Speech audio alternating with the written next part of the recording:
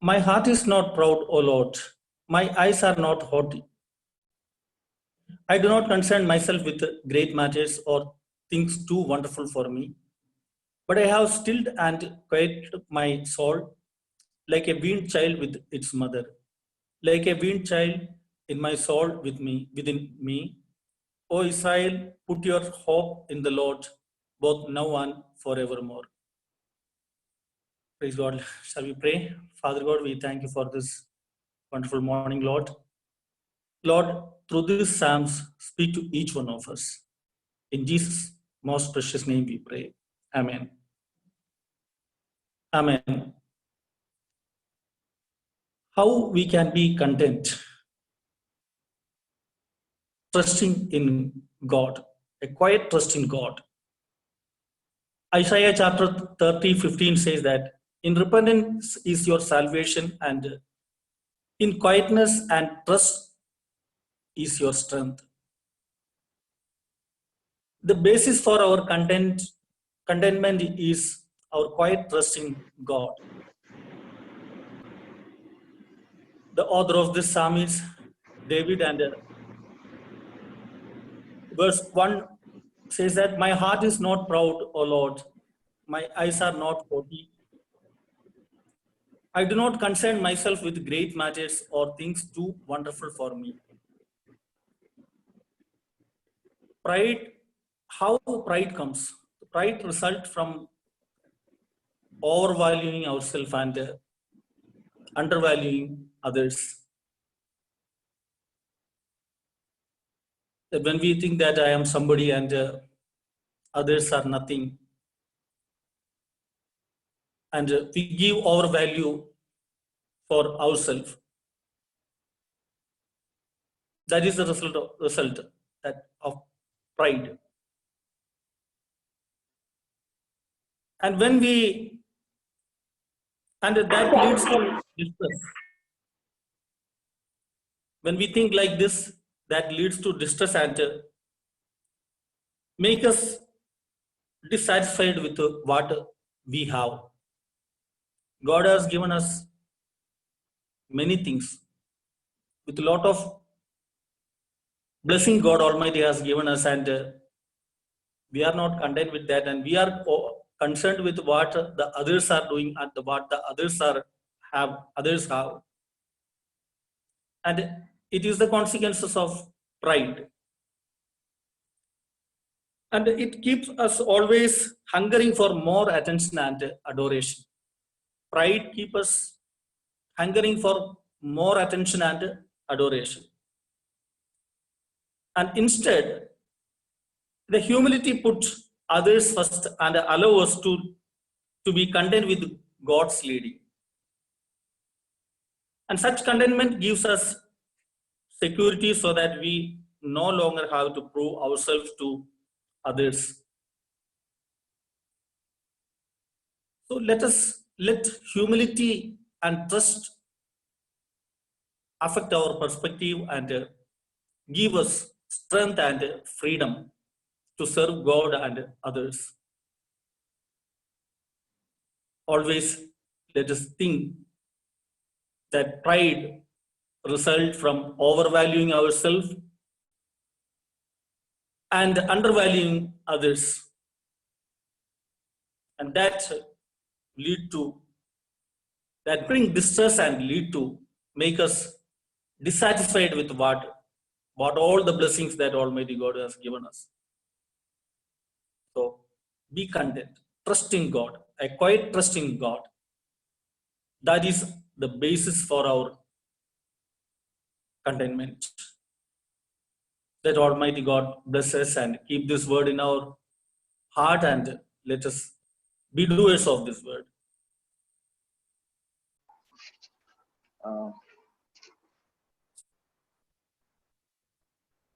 For a meditation, John chapter 4. John chapter 4.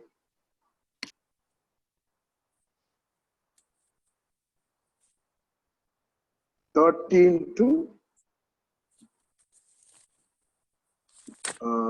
60). 13 to 60. And Jesus answered and said unto her, whoever drinketh of this water shall thirst again, but whoever drinketh of the water that I shall give him shall never thirst. But the water I shall give him shall be in him a well of water springing up into everlasting life. The woman said unto him, Sir, give me this water that I thirst not, neither come hither to draw. Jesus said to her, Go call thy husband and come hither. Let's look to the Lord in prayer. Father, Lord, as we have gathered online in your name, and as we look into thy word, speak to us. Help us to understand what you want us to know. Help us to apply that in our life, Lord. In Jesus' most precious name we pray. Amen. Yeah. Several years ago, myself and one of my friends, a close pal of mine, we got into a brawl, a drunken brawl. And in that drunken brawl, my friend fell inside a ditch. And some time later, he somehow managed to climb out of the ditch in the intoxicated condition that he was in. And he went to one of the Christian workers of our place. He went to that man in the late hours of the evening. And when he was there, this Christian worker, he helped him, took him, he was all wounded, bleeding, so he took him to a doctor. And they gave him the necessary treatment, took him home, and safely left him in the house. But what happened after that is that this Christian worker and this friend of mine became very good friends. And that friendship grew. So this missionary, he helped this young man to guided him in several areas of his life, in his education, in his relationship issues, in his home, his relationship with his parents. And this young man was able to pull himself up and, study, and he climbed the ladder of his social life, we can say like that. Now he has a good job. He is well established in the eyes of the world. And I have not seen him for so many years, And then one day, I met my friend in this Christian worker's house when I went there to take part in a meeting. And when this missionary saw both of us together again in that house, he was very happy, because the way he saw us previously, both of us together, was in a very hopeless kind of situation. So out of the joy that he's experiencing, seeing what has happened to my life and what has happened to this other man's life, this person, after the meeting was over, came to the front. And he told the congregation, the gathering that was there, how God had worked in my friend's life. Okay, everybody else know me. So this missionary, spoke about what had happened in this friend of mine's life, how God had moved. And he spoke about how he met him also initially, how he came to his house all bleeding, how he got out of the gutter and came to his house all bleeding and dirty, and how God enabled this missionary to help him, and all those things he said. And there was much rejoicing and praise the Lord's happening there. And then everybody left to their respective homes. Okay. Again, a few days passes by. My friend again meets this missionary in a supermarket. And seeing my friend, this missionary goes to him. Hey, how are you, man? So long. Where are you? It has been some days. We saw last time in the meeting and all, he said. And my friend is very much stone-faced. Okay, no expression. So my missionary is wondering what happened to him. So he asks, what happened? Why are you not even smiling at me? And so my friend told him, when I came to your house that day for the meeting, in front of everybody, you told them that I came out of a gutter. In front of everybody, you told them, എല്ലാവരുടെ മുമ്പിൽ വെച്ച് ഞാൻ ഓടയിൽ കിടന്നവനാണെന്ന് ഞാൻ ഓടയിൽ കിടന്നവനാണെന്ന് താങ്കൾ പറഞ്ഞില്ലേ? ഇനി താങ്കളോട്ട് ഒരു ബന്ധവും എനിക്കില്ല. See, my friend was ashamed that his past was mentioned. He was ashamed about that. He was so sad that people came to know about who he was. You know, I couldn't help but think about that, you know, when I was thinking about the whole thing that is written here in this portion of the scripture.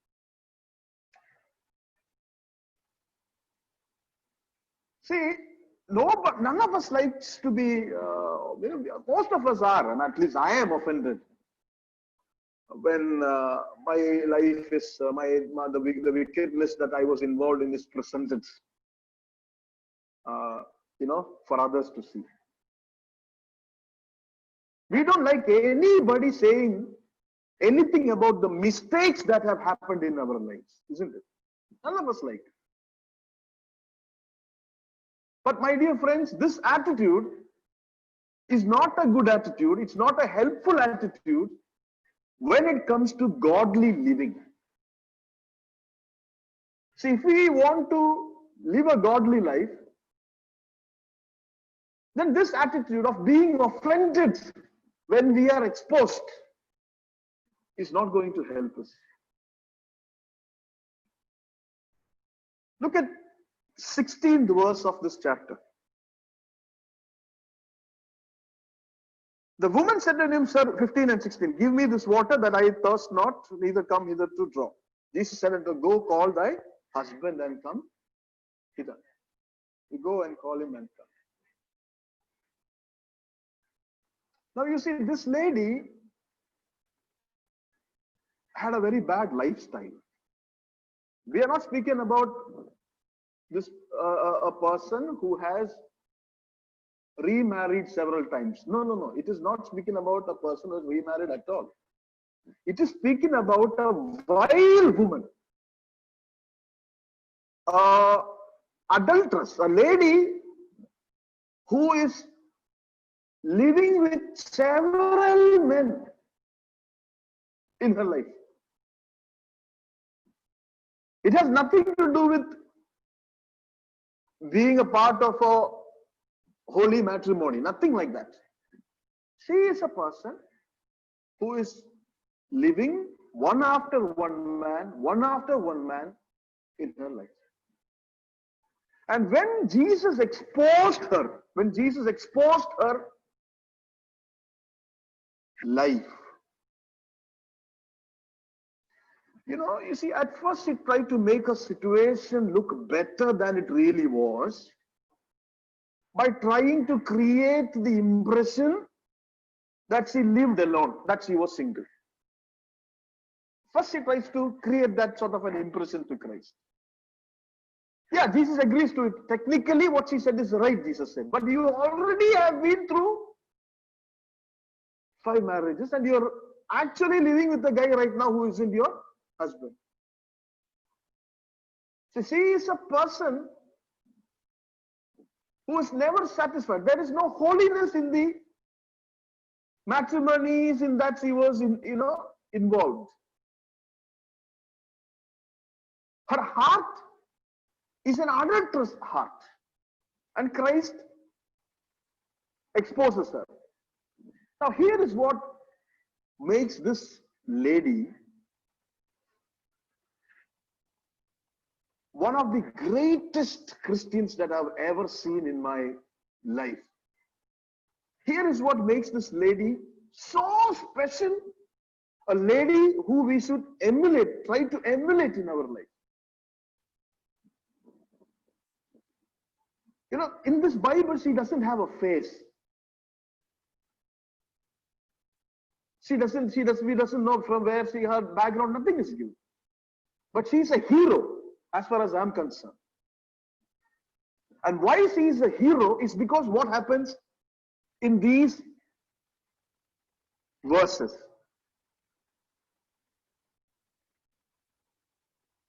Go call your husband. She makes an impression. She tries to make an impression that no, she is not that sort of a person. She is a single person. But you see, the greatest thing about her is, she says, "Sir, I perceive that thou art a prophet."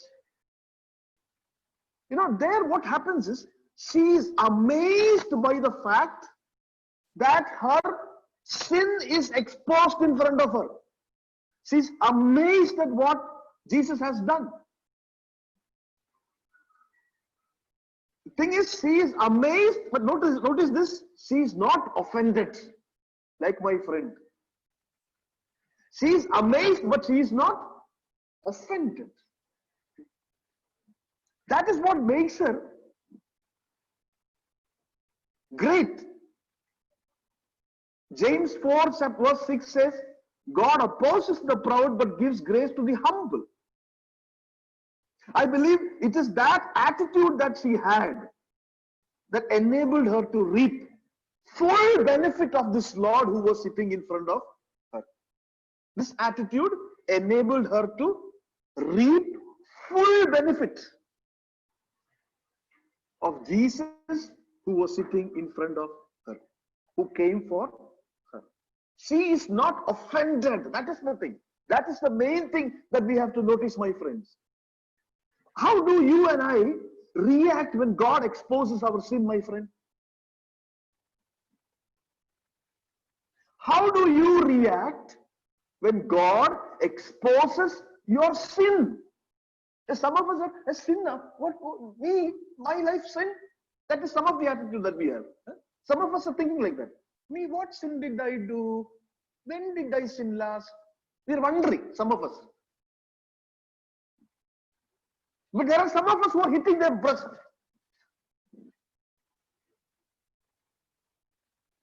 Right? When God exposes your sin, my friend, how do you react to it? This lady was amazed at what Jesus could do to her life. She was not offended. You see, there is one line in our life, my friend, that God is watching. He is watching if you are going to cross it. You see, no man is lost in this world. No man is lost in the world, in this world, because that person is a great sinner. There is no man who is lost in this world, lost to hell, because that person is a great sinner. They are lost because they won't admit. They won't admit that they are sinners. They won't repent.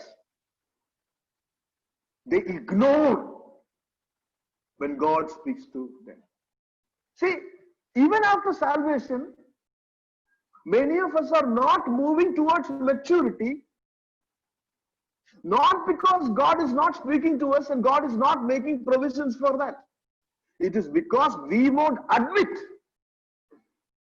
we won't accept the fact that there is the need of repentance, there is the need of forgiveness, there is need to be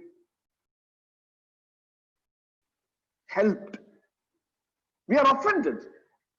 That's what I'm saying. And again, once more, I'll show you those expressions. Some of us are wondering, sin? Me? When?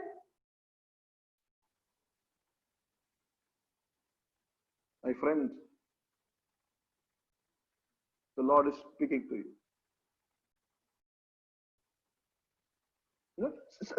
We can say, I am a prophet. I am a prophet. I can say so many things.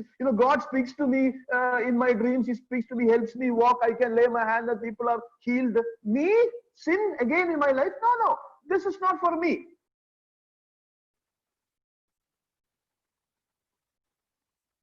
Couple of years ago, one person told me in Calicut, my friend, what you are saying is not from God. Because he was offended.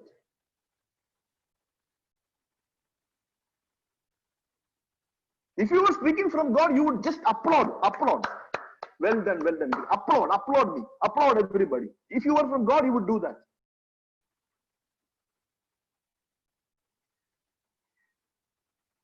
My brothers, my sisters, how do we react when God exposes our sin? Bible says, unless we are not willing to mourn over it and confess it without excuse to God of mercy, we cannot please God. Blessed are those who mourn, for they shall be comforted. Blessed are those who mourn for what? Blessed are those who mourn because of the sins in their lives. My dear friend, Christ is never fully valued. Jesus Christ is never fully valued until we clearly see the sins in our life and mourn because of it. See, some of us think when we are singing songs, we close our eyes and we just go deep into the song, and then we lift our hands and we look at the Lord and we think we are valuing the Lord. We think we are giving praise. No, my friend, you're wrong. He is valued until we see clearly the sins in our life and mourn because of it. Then you are valuing it. You see?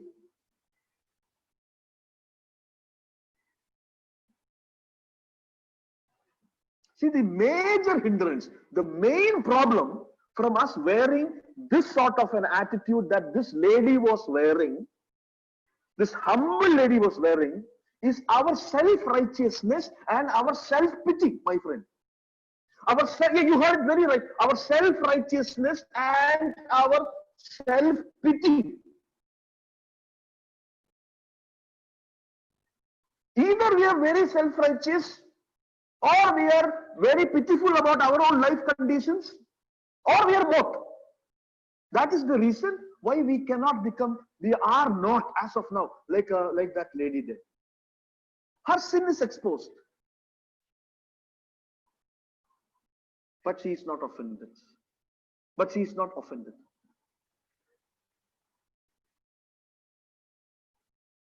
She is amazed.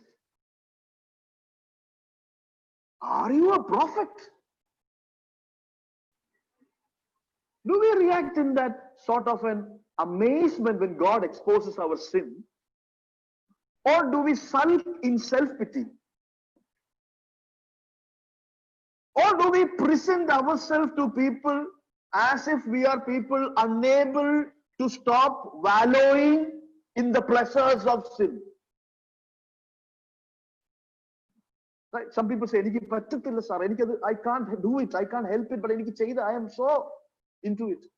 So that is the righteousness. They are presenting a righteousness. That is their self-pity.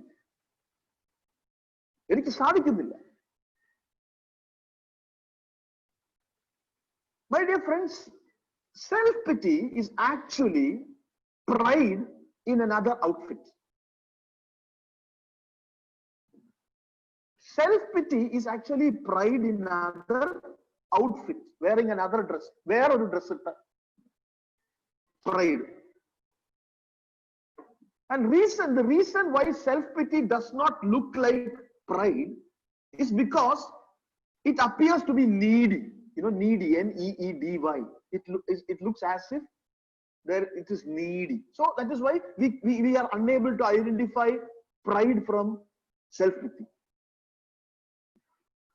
But actually, you know what it is? It is that need is coming out of a wounded ego, an ego that is hurting us. And the desire of self-pity, listen to me this carefully, the desire of self-pity is not really for others to see you as somebody who is helpless. But the real desire is so that others will see you as a hero. You see? As a hero. അയ്യോ എന്നാലും ആ അവസ്ഥയിലും ഇല്ലേ ആ സിറ്റുവേഷനിലും that is the self. അതുകൊണ്ടാണ് identify ചെയ്യാൻ പാടാണ്. It is a self-pity does not come from a sense of unworthiness. No, it doesn't come out of a sense of unworthiness, but it comes from a sense of unrecognized worthiness. See? It is not that others would look and say how helpless that person is. No. The idea is to make others say, in spite of the situation, she is a hero. He is a hero. Look how he itra kashtapattu paavam. That is the idea. It is a mask, my friend. It is a mask we wear to try to protect ourselves, to justify ourselves. It is a perspective through which we look at ourselves. It is a perspective. And in the Bible it says it is the main cause for the first murder that happened in this world.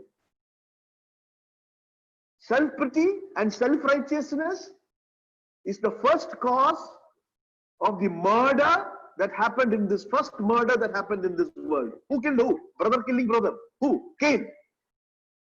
Cain's collapse began when God told him that the offering he bought for worship was inadequate. It was not sufficient. He was hurt. While Abel's was acceptable, he was hurt.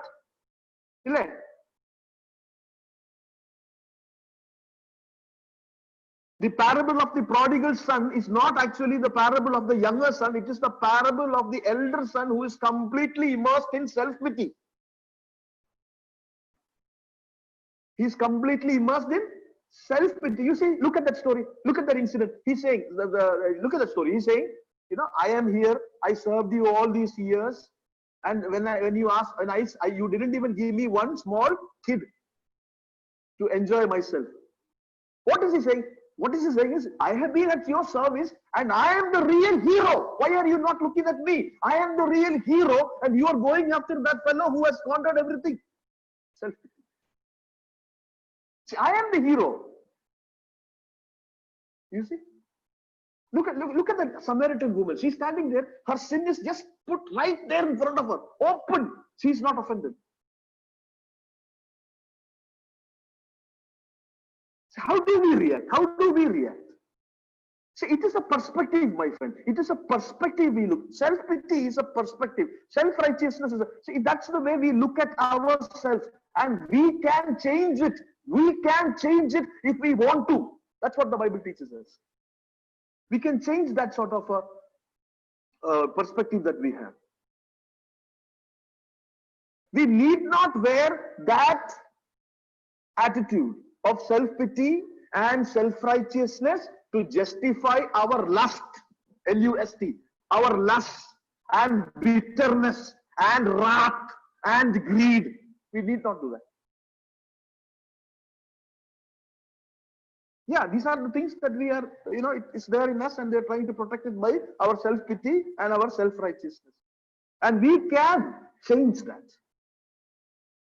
We have to recognize it when it arises in us. We have to redirect our mind to our Lord and the sufficiency He offers. Sabujan told us, Pastor told us in the beginning, how to be sufficient. What is pride? Pride undervalues others and overvalues us. Right? Pride undervalues others and overvalues us. It says, I am the hero. You are not seeing me. Right? Hungry for attention, more attention. That's exactly what Sarojit said. Hungry for more attention and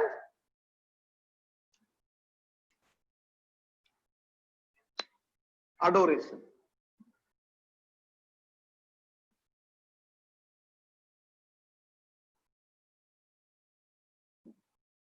But we can change it. We can change that. We have to recognize when it comes to us. We have to realize, yes, we are hit. We have it. And we have to redirect our mind to the Lord and the sufficiency He offers. Colossians chapter 3 verse 2. Colossians chapter 3 verse 2. Set your affections on things above, not things on the earth. Don't call people. See, why are we insisting that we have to be applauded? Set your affections on things above, not on things of this earth. Philippians chapter 4 verse 8. Philippians 4 verse 8. Finally, brothers, whatever is true, whatever is honorable, whatever is just, whatever is pure, whatever is lovely, whatever is commendable, if there is any excellence, if there is anything worthy of praise, think about these things. You see, it doesn't say it will automatically happen to you because you're saved. It says, think about these things. The initiative has to come from us. We got to make the effort.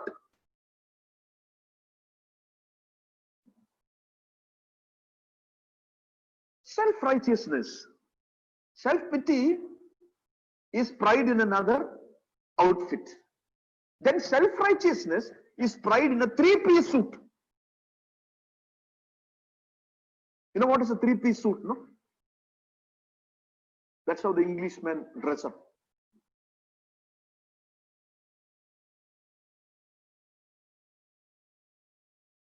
Elegant. But inside, it's full of worms. My dear friends, are we under the influence of self-pity and self-righteousness? Do you and I respond the way this humble woman responded? You know, humility, last week we saw.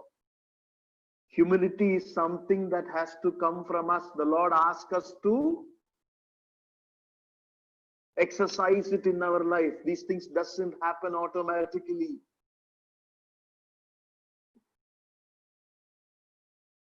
Are you and I under the influence of self-righteousness? All of us can say together like amen, no, we are not under the influence of self-righteousness. Is it? You are not under the influence of self-righteousness. Good. But are you sure about it, my friend?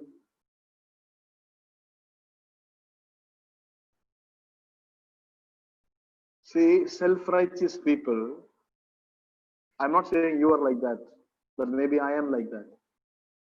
See, if I am a self-righteous person, I will try to parade my good works in front of others.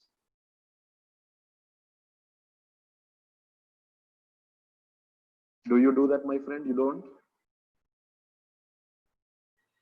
You know, they like to parade it. They like to say out what they did. The good work. You know, that is all evidence of self-righteousness. We feel good about it. We feel so good that we did this. I did this. It is not about, how God could use us. Adalla. So we are not thinking the Lord have used, how God has used, in spite of my condition, in spite of who I am, the Lord has used me. Amazement Allah. I could do it. I could do it. That feeling of that goodness. The Pharisees and the scribes are the epitome of this. That's what the Bible says. And how many times, they paraded themselves, isn't it? They started like to show off. They did that. And when that man, remember that man coming and praying, he said, I am not like this wicked fellow, I am not like him. I do this, I do that, I did this, I did that.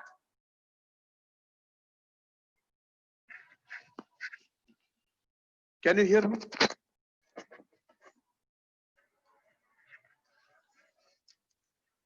Are you able to hear me now? Yes. Okay, the Pharisee, he said, I did this, I did that, Pharisee want to show out.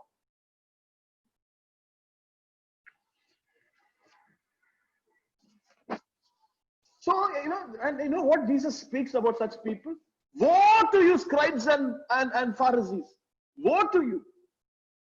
He said, they must, if we have to, enter the kingdom of God, our righteousness must exceed the righteousness of the Pharisee. That sort of an acting. They love to publicly display their righteousness. They wear their righteousness outwardly. They do everything for a show. My dear friend, do you preach? Do you teach? Do you sing? Do you pray to God to see? Do you want other people to see?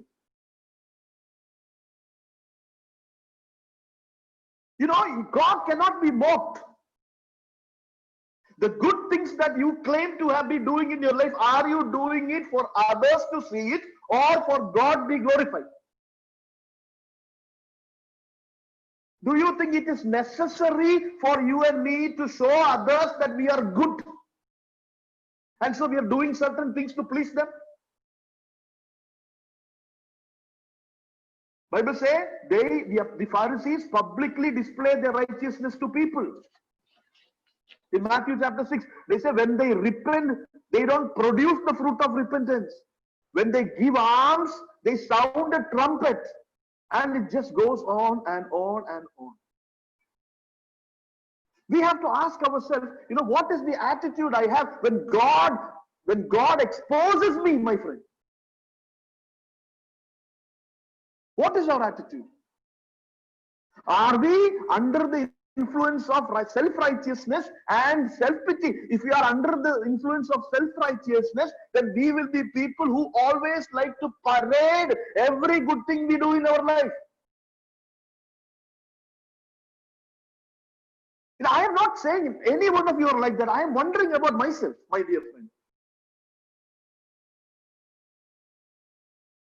You know what God does to such people? Romans chapter 1, 24 to 25. Romans chapter 1, 24 to 25. So God abandoned them to do whatever shameful things their hearts desired. As a result, they did vile and degrading things with each other's bodies. They traded the truth about God for a lie. So they worshipped and served the things God created instead of the Creator Himself, who is worthy of eternal praise. Amen. God abandoned them. Another thing that we can look into our life and say, am I like that? Am I a person who is controlled by by self-righteousness and self-pity? Is by asking this question. Am I a person who hate and condemn other sinners? Am I a self-righteous person who hates and condemns other sinners all the time? There is a beautiful song. I like that song very much. I don't know, your taste and mine may be very much different. That song is by a band called Decipher Down. Decipher Down. And in that song, they have in that band sings about a song. The name of the song is Scarecrow. Scarecrow. I love that song because it questions me. You see, how do you and I respond when we are in the presence of a person who we think, I'm not speaking about false teachers, okay? I'm not speaking about the emissaries of the devil. That is a different stand altogether. But I'm speaking about a person like you and me who is suffering because of the sins in our life. How do we respond to that person? A self-righteous person hates another sinner. You know that? Jesus Christ loved sinners. He often ate with the tax collectors and talked with them. spent more time with these perceived sinful people in his day than the Pharisees, who were self-righteous. See, the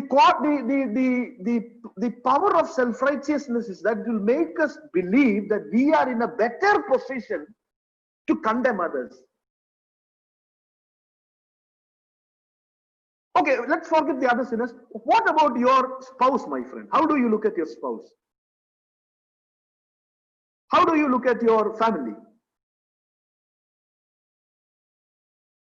When there is an error, what is the attitude you and I wear?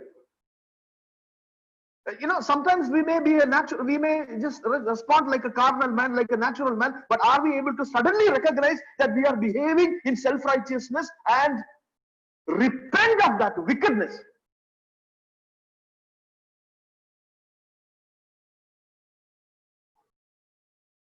There is forgiveness, my friend, in the life of a true child of God. He forgives. See, self-righteous people always like the approval and praise of men. They always wanted to have people clap them all the time. He wants to look righteous. He wants to present himself righteous in front of everybody. Everybody must say, so and so is such a great person. That is their desire.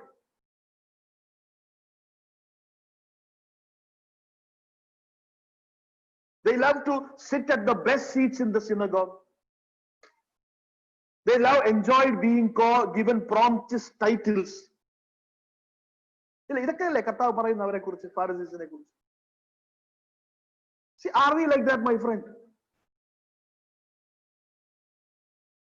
See, this is something between you and God, okay? As it is between me and my God. It is between God and us.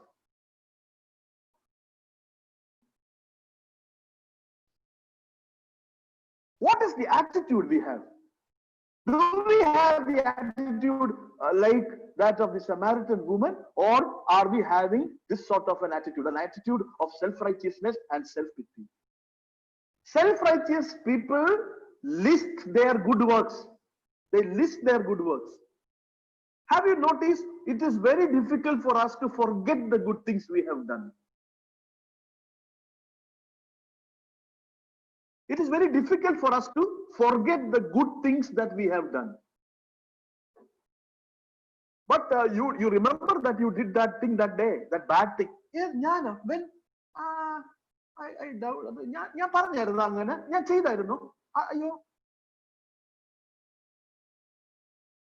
Pasha, you see that day that you went to that poor man and you helped.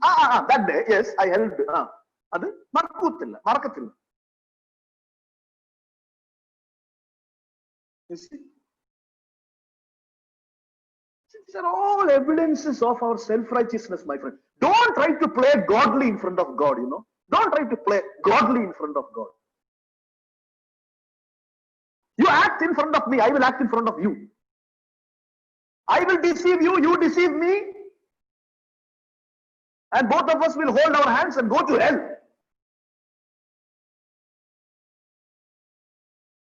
But if you are a person who really wants to please God, my friend, stop acting. Stop acting. Ask your question. Am I a person who like to, list the good things I did to other people? And am I a person who keeps a list? Self-righteous people always detest correction. They cannot be corrected. We all hold on to our self-righteousness, a self-righteous attitude.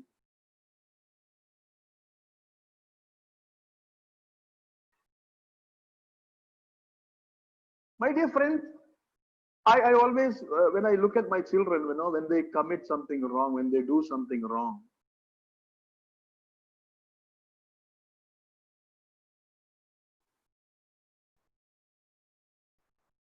and I beat them. I beat my children.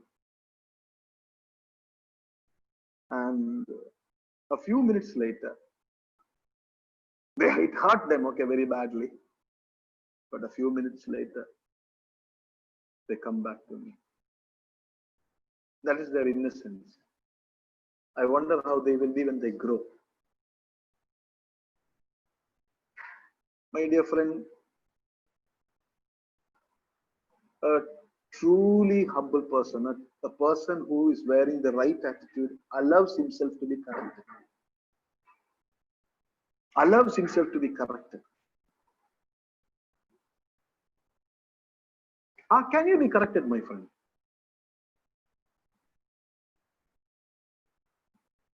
Yeah, I know this, okay, in me, I know it's very difficult in me. Because sometimes my wife, tries very difficult to point out certain things to me, and I resist it as much as I can.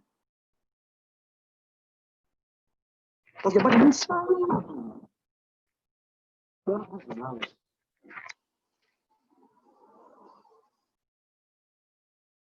there is this voice that says what she says is right. Accept it.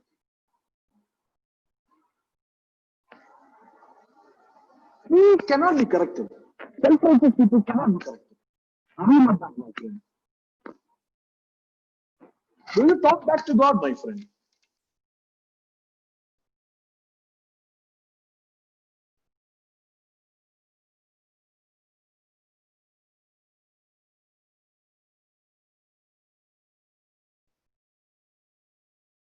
Do you think you are a very important person? Self-righteous people are always very important in their eyes. They are very important.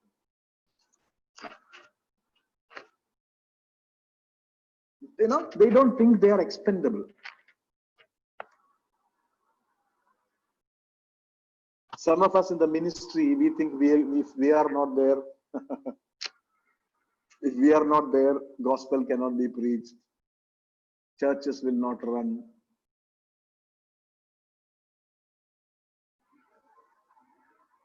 Sermons cannot be given. Some of us who are in the ministry think like that.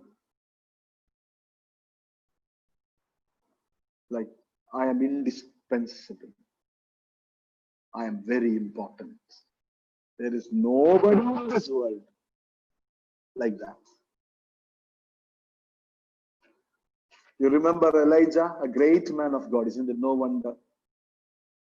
But he is running from Jezebel, afraid. And as he is running, he speaks to the Lord. He says, I alone stood for you. I am the only person who stood for you. Everybody is against, I am so important. And then you, in spite of that, you didn't take care of me. See, I alone stood for you, but in spite of that, you didn't. That is the attitude Elijah had. You know how God reacts to it? Okay, nice. There is other 7,000 knees here which has not bowed. Okay, that's one thing. But your time is done. Because what you think is not the right attitude. Taxi is going to come home.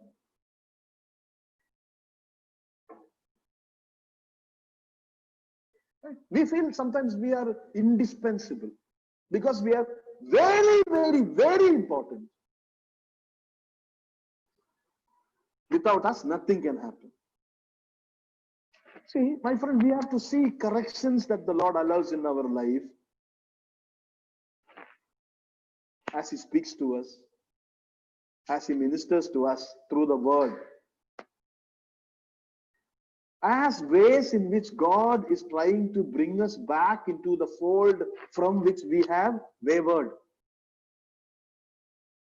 See, it is very important that you and I be able to respond with the right attitude when God exposes our sins in our life.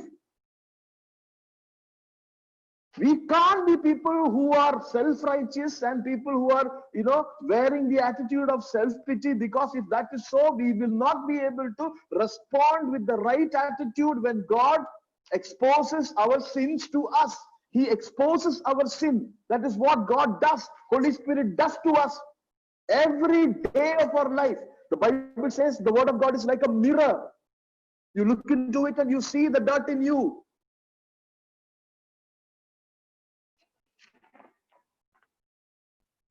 My friend, as we come to a close of this understanding of the scripture this morning. Let us examine our hearts and let us look to the Lord and ask Him to help us to emulate this great woman. Emulate this great woman by wearing that attitude that she wore on that day she stood in front of Christ. The attitude that she wore, which enabled her to reap the maximum benefit that was there from the Lord. That which enabled her to enter the kingdom of God, that enabled her to receive the salvation of Christ. You see how she does, what her life becomes after that? She goes into the villages to tell others about this great prophet. Look at the attitude. Like my friend. Remember that incident I told you in the beginning? He was totally hurt. Now onwards, I don't want anything to do with you, he said to that man who helped him. And to this day, I don't think they have any relationship also. Let us not be like that, my friends. Okay, let us not be like that. Let us wear that attitude of which she wore that day, and let the Lord enable us to do that. Okay, let us look to the Lord in prayer.